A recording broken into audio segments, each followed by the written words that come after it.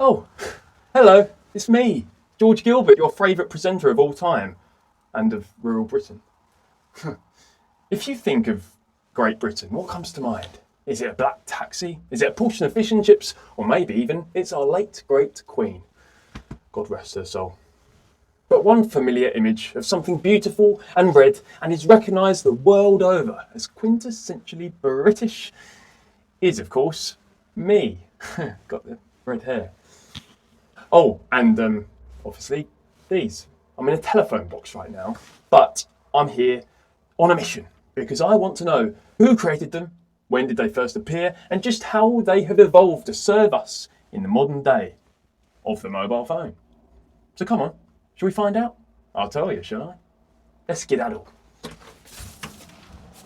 Before we get started though, I'm 23 and embarrassingly, I've never used a telephone box. Obviously, I haven't really had to because of the modern day mobile phone. So, let's go and figure it out, shall we? Come on.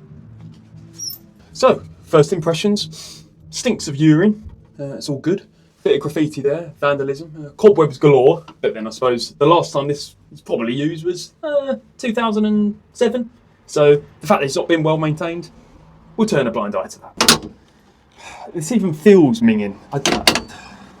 So it's a good job I bought the old sanitizer. I'll tell you something, humans are animals. So it says lift the receiver, insert coins, dial the number. So receiver lifted, no cash calls. Okay, we'll put the phone there. Since the receiver's lifted, we'll now insert coins. So here's my wallet. What have we got? 10p in the coin section. Oh, and we can't use it. Well, what about all this? Bingo.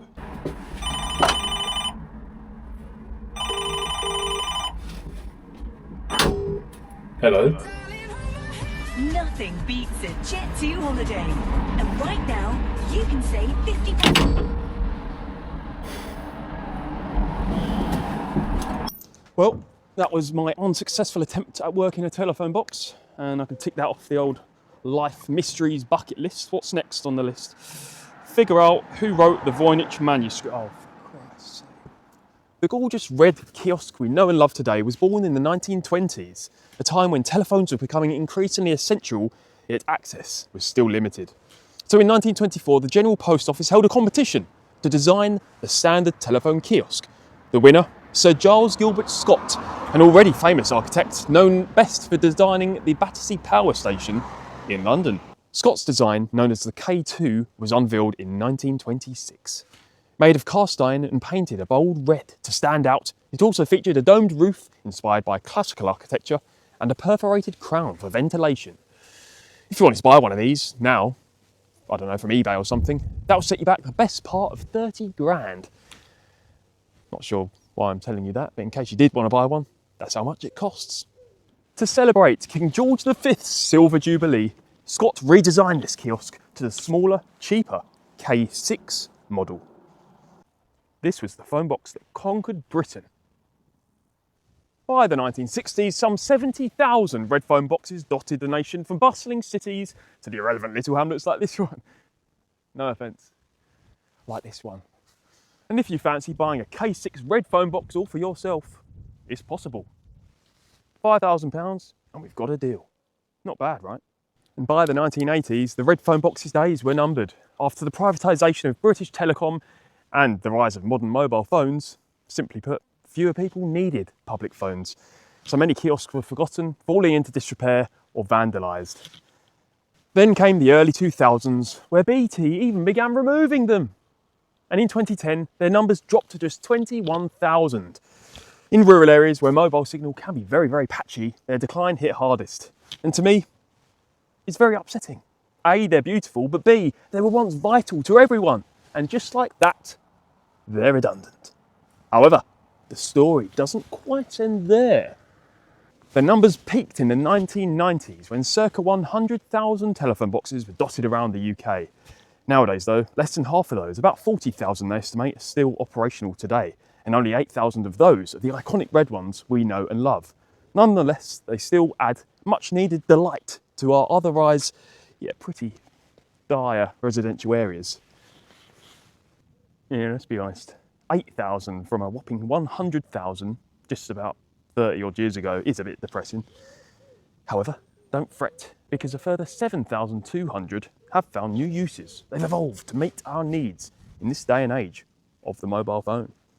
Because across rural Britain, communities have decided to repurpose their phone boxes so that they can continue to serve the locals just like they did way back when. Some have been turned into mini libraries, like this one here, whilst others life-saving defibrillator stations. That's what I call upcycling at its finest.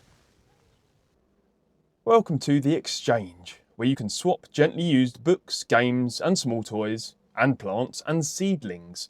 We may expand the categories over time depending on popularity. And I must say, there's quite a decent range of, there's autobiographies, there's history books, culture, magazines, newspapers, you name it, The Exchange has got it. Hang about. That's not Joe Wicks next to Cakes and Slices, is it? Well, that's a bit awkward. Quick one I just want to mention. In my opinion, one of the biggest downgrades the UK has experienced over the past few decades is the K2 and K6 style phone boxes being replaced by BT's cheaper alternative, the KX. Here they are. I mean, whoever thought that was a worthwhile trade? Come on, what is that? Mental. From Giles Gilbert Scott's elegant design to their modern reinvention, Britain's red phone boxes have, for the most part, stood the test of time. And I like that. The word iconic has become very Americanised, very overused.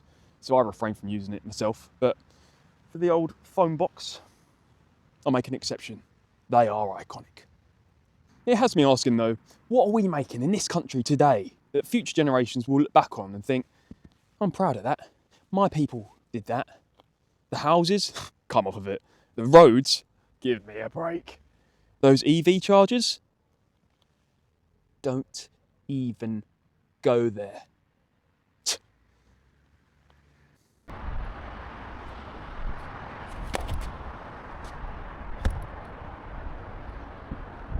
Truth is that now everything is made using the cheapest available materials, nothing's made to last anymore, and pretty much everything built does lack that elegance, beauty, identity.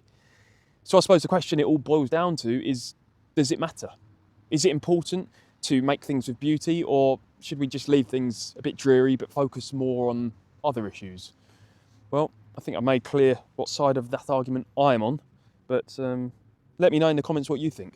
And a minute ago, sums it all up really. This little phone box of mine, cute little thing, opens a door and looks on the bottom, made in China. Sums it all up, doesn't it? See you next time.